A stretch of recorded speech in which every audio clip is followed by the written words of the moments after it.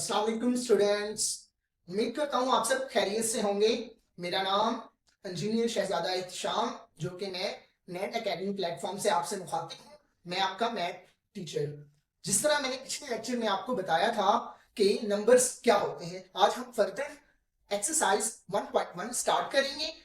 उसके first question में बताया गया है रैशनल और इरेशनल में डिफरेंस करें। इंशाल्लाह इस वीडियो के देखने के बाद आप इस काबिल हो जाएंगे कि रैशनल और इरेशनल नंबर्स क्या होते हैं, आप इजीली डिफरेंशिएट कर पाएंगे। जिस तरह पिछले लेक्चर में मैंने बताया था, रियल नंबर्स की दो टाइप्स होती हैं, रैशनल एंड इरेशनल। इस लेक्चर में रैशनल और इरेशनल की डेफिनेशन हम सीखेंगे और 1.1 का क्वेश्चन नंबर 1 स्टार्ट करेंगे इंशाल्लाह।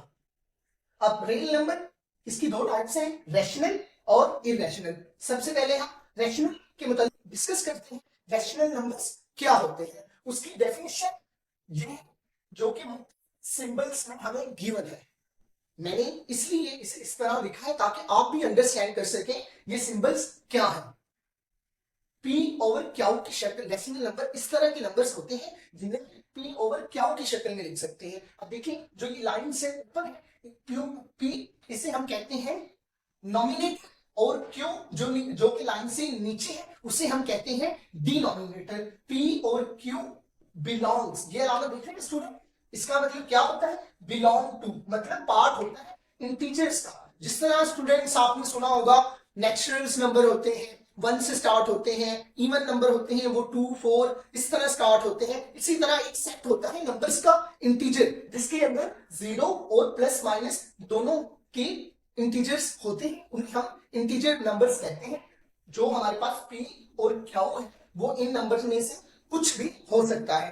ठीक है स्टूडेंट्स, नॉमिनेटर और डिनोमिनेटर में दोनों में से कोई नंबर हम यहां से उठाएंगे। फॉर एग्जाम्पल P को लेट कर लेते हैं 2 और क्यू को हम लेट करते हैं 3। ठीक है, ये हमारे पास एक रैशनल नंबर्स है। ओके स्टूडेंट, और इसके बाद आप देख रहे होंगे साइन हमारे पास यूज हुआ है। आप अपनी स्क्रीन पर देख रहे होंगे पेज जो कि बुक के आखिर में दिया गया है, उसमें इन तमाम साइन की डिटेल प्रोवाइड की गई है। इसका मतलब क्या होता है, जो इसमें बताया है ये कोड लैंग्वेज है जिसमें हम डेफिनेशन को कंप्लीट करने की कोशिश कर रहे हैं। शुरू से P ओवर क्यू की शक्ल में होना चाहिए और P और Q लुकअप होना चाहिए इंटीजर्स का। Q इज नॉट इक्वल, ये इक्वल की अलामत होती है।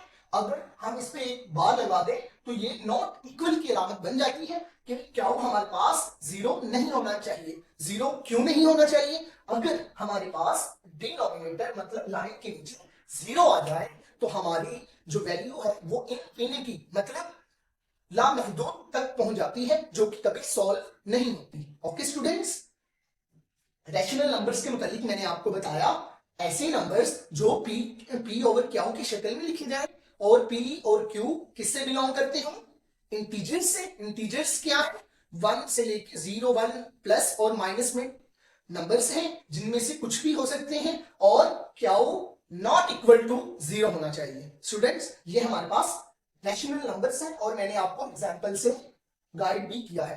आगे हम फर्दर देखते हैं रैशनल नंबर्स की आगे फर्दर दो टाइप्स हैं, एक टर्मिनेटिंग डेसिमल और एक non terminating but recurring. Okay students, first of all हम टर्मिनेटिंग को देखते हैं।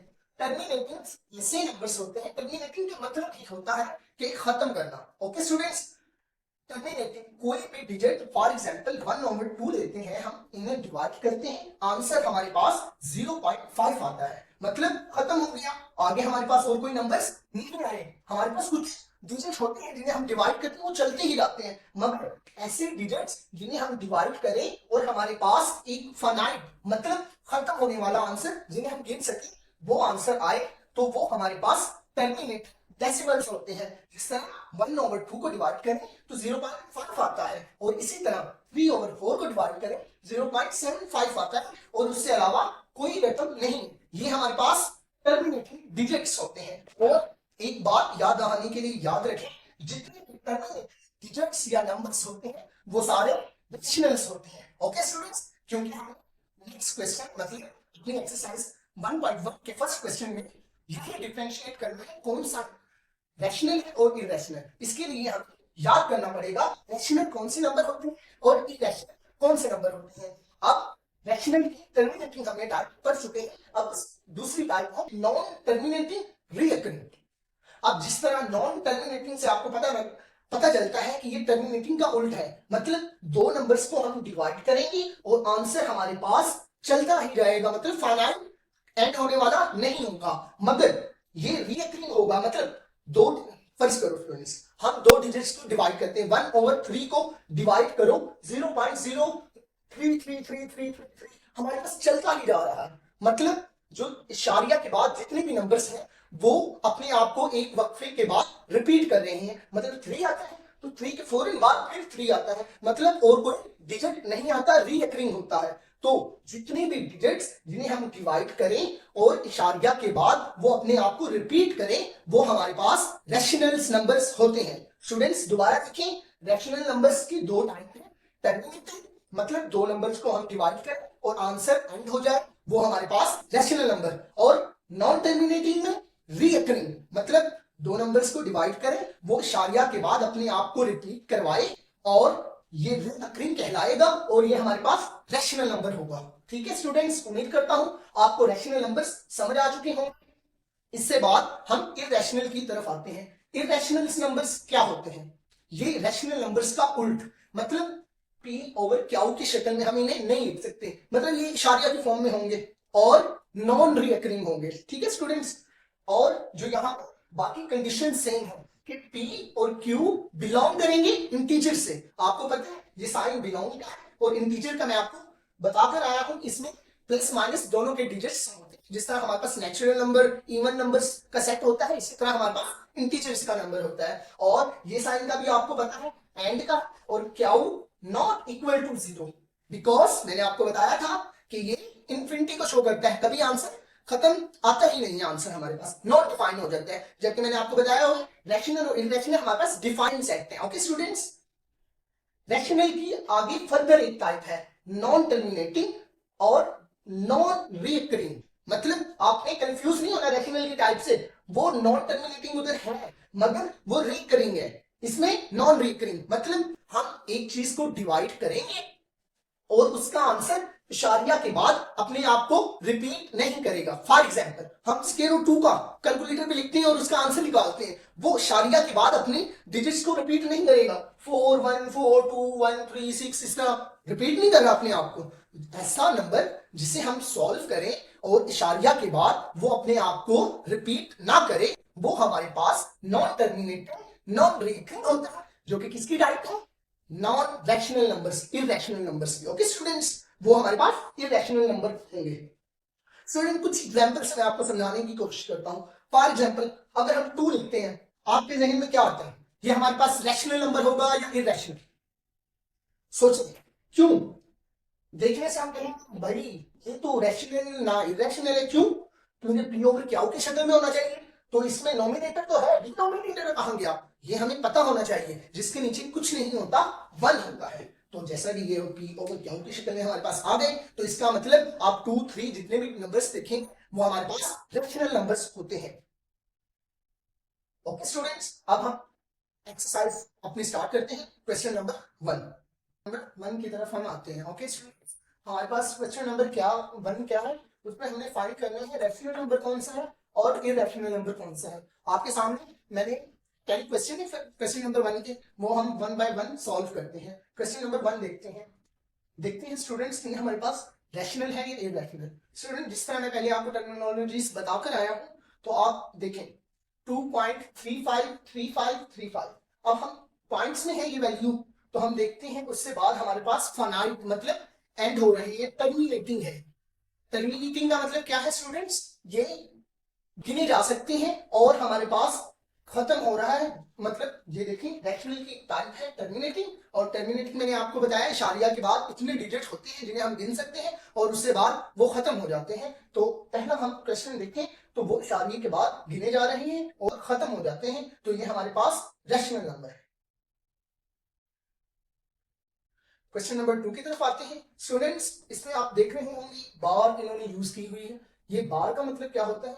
बार जब हम किसी भी वैल्यू इशारिया के बाद रिपीटिंग हो रही हो, इनफाइनाइट तक जा रही हो, तो हम छोटी वैल्यू लिखने के लिए हम इतना लंबा चौड़ा काम नहीं करते, हम ओनली इशारिये के बाद उस डिजिट पे बार लगा देते हैं। मतलब बार का मीनिंग क्या हुआ, अगर हम बार को खत्म करेंगे तो हमारे पास 6 आते ही जाएंगे और इनफाइनाइट तक जाएंगे। ओके स्टूडेंट्स, आई होप आप समझ चुके होंगे कि बार का मतलब क्या है। अब स्टूडेंट्स जैसा कि हम जानते हैं 0 पॉइंट इशारे में जो वैल्यू है वो हमारे पास नॉन टर्मिनेटिंग होती है, और नॉन टर्मिनेटिंग में ये कौन सी है, रिकरिंग, मतलब अपने आप को रिपीट कर रही है। और जो वैल्यू अपने आप को रिपीट करती है वो क्या कहलाती है, हमारे पास रैशनल। नॉन टर्मिनेटिंग और रिकरिंग कर रही है, ये हमारे पास क्या हुआ, रैशनल। ये भी हमारे पास रैशनल है।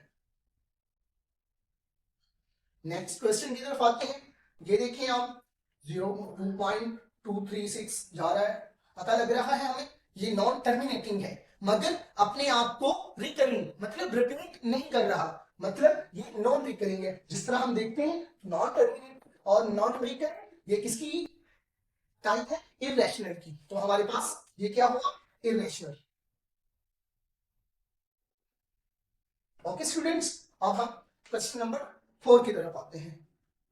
अब यहाँ पे उन्होंने हमें स्क्वायर रूट में दे दिया है, अब हम इसे कैसे सॉल्व करेंगे, हम सिंपली कैलकुलेटर लेंगे, उसमें हम स्क्वायर रूट 7 लिख के आंसर निकालेंगे। उसका आंसर हमारे पास क्या आ रहा है, ये ऊपर आप देख रहे हैं 2.64 पॉइंट में है आंसर। इसका मतलब ये नॉन टर्मिनेटिंग है और अपने आप को रिकरिंग मतलब रिपीट नहीं कर रहा, मतलब एक नॉन टर्मिनेटिंग और ऊपर से नॉन रिकरिंग है। तो ये किसकी टाइप थी हमारे पास, इररेशनल। तो ये हमारे पास नंबर क्या होगा, इररेशनल।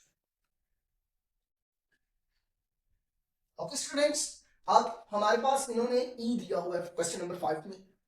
मोस्टली स्टूडेंट्स को नहीं पता होगा, ये ई यूलर हमारे पास कांस्टेंट है, जो कि जिसकी वैल्यू हमने ऊपर दी हुई है। इसमें भी अगर आप देखें तो हमारे पास वैल्यू नॉन टर्मिनेटिंग मतलब इनफाइनाइट तक जा रही है, तो ये हमारे पास नॉन टर्मिनेटिंग है और नॉन रिकरिंग भी है। क्यों, इसमें जो अपनी वैल्यूज है वो अपने आप को रिपीट नहीं कर रही। और हमने अभी पीछे देखा है जो वैल्यू हमारे पास नॉन टर्मिनेटिंग और नॉन रिकरिंग हो वो हमारे पास क्या होता है, इररेशनल। ओके स्टूडेंट्स, तो हमारे पास ये भी क्या होगा, इररेशनल। अब क्वेश्चन नंबर 6 की तरफ आते हैं, जो कि पाई। मोस्टली स्टूडेंट्स मेरे ख्याल से वाकिफ होंगे पाई से। पाई इज इक्वल टू होता है 22/7।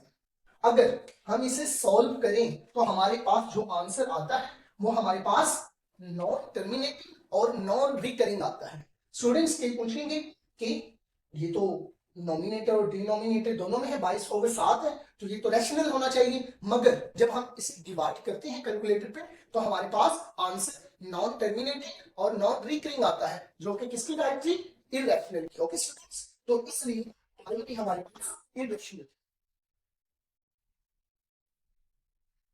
ओके स्टूडेंट्स, अब हम क्वेश्चन नंबर 7 की तरफ आते हैं, जिसमें उसने 5 प्लस स्क्वायर रूट 11 दिया हुआ है। अब इसे हम कैसे सॉल्व करेंगे, बहुत सिंपल है। देखिए स्टूडेंट, 5 है, पता है हमें रैशनल नंबर है, और स्क्वायर रूट 11 अगर हम इसे कैलकुलेटर में सॉल्व करेंगे तो हमारे पास non terminating non recurring answer आएगा, जो कि क्या होता है हमारे पास, इररेशनल। स्टूडेंट्स हमेशा याद रखना, जब भी हम रैशनल प्लस इररेशनल, रैशनल और को इररेशनल से प्लस करते हैं, आंसर हमेशा इररेशनल आता है। ओके स्टूडेंट, ये एक रूल है, आपने ये याद रखना है। इसका आंसर भी हमारे पास इररेशनल होगा। नेक्स्ट क्वेश्चन नंबर 8 की तरफ आते हैं। यहाँ पे देखते हैं square root 3 plus square root 13 है। अब देखते हैं ये स्क्वायर रूट 3 है, कैलकुलेटर पे हम जब लिखेंगे इसका answer non terminating non recurring आएगा, जो कि हमारे पास इररेशनल होता है। इसी तरह स्क्वायर रूट 13 को पुट करेंगे, वो भी इररेशनल नंबर आएगा। और यहाँ भी एक बात और आप नोट डाउन करें कि इररेशनल और इररेशनल को जब प्लस करते हैं तो हमारे पास आंसर भी इररेशनल आता है। ऊपर मैंने बताया था रैशनल और इररेशनल को जब प्लस करते हैं आंसर इररेशनल आता है, और नीचे भी इररेशनल को जब प्लस करते हैं इररेशनल में आंसर हमारे पास इररेशनल ही आता है। आप करके भी देख सकते हैं। और नेक्स्ट हमारे पास 15 और 4 9 क्वेश्चन में दिया हुआ है। ये तो सिंपली पी ओवर क्यू की शक्ल में है, हमने जैसे डेफिनेशन से देखा था। तो हमारे पास ये रैशनल नंबर है,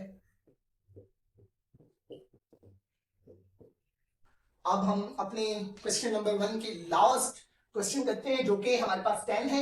इसमें इन्होंने एक क्वेश्चन दिया हुआ है जो कि स्टूडेंट देख के बहुत से घबरा जाते हैं, मगर बहुत सिंपल सा है। इसे सॉल्व करना है। जैसा कि हम फॉर्मूला एक जानते हैं, a minus B A plus B is equal to होता है a का स्क्वायर माइनस b का स्क्वायर। ये फॉर्मूला है, अगर कोई नहीं जानता तो ये याद कर लें। Okay students, a minus B A plus B is equal to किसके होता है, a का स्क्वायर माइनस b का स्क्वायर। ठीक है, यहाँ देखें, यहाँ ये a है, ये b है, ये भी a है, ये b है। जब a को a से हम मल्टीप्लाई करेंगे, 2 का square plus minus minus square root 2 का स्क्वायर आ जाएगा हमारे पास। ठीक है, अब 2 की पावर 2 है, मतलब 2 हमारे पास 2 मरतबा है। जब हम इसे मल्टीप्लाई करेंगे हमारे पास 4 आ जाएगा, और माइनस इसी तरह अब स्क्वायर रूट 2 है, इसकी पावर हमारे पास होती है 1/2।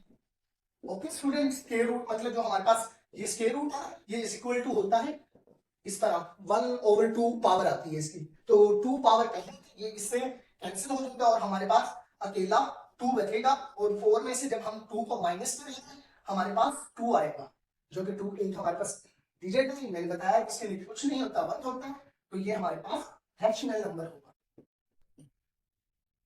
ये क्वेश्चन की अगर समझ नहीं आई, मैं दोबारा एक मरतबा, ये हमारे पास एक फार्मूला होता है जिसमें हम 2 को 2 से मल्टीप्लाई करके उसकी पावर आ जाती है। इसी तरह स्क्वायर रूट की भी पावर आ जाएगी हमारे पास। जो स्क्वायर रूट होता है वो इज इक्वल टू होता है 1/2।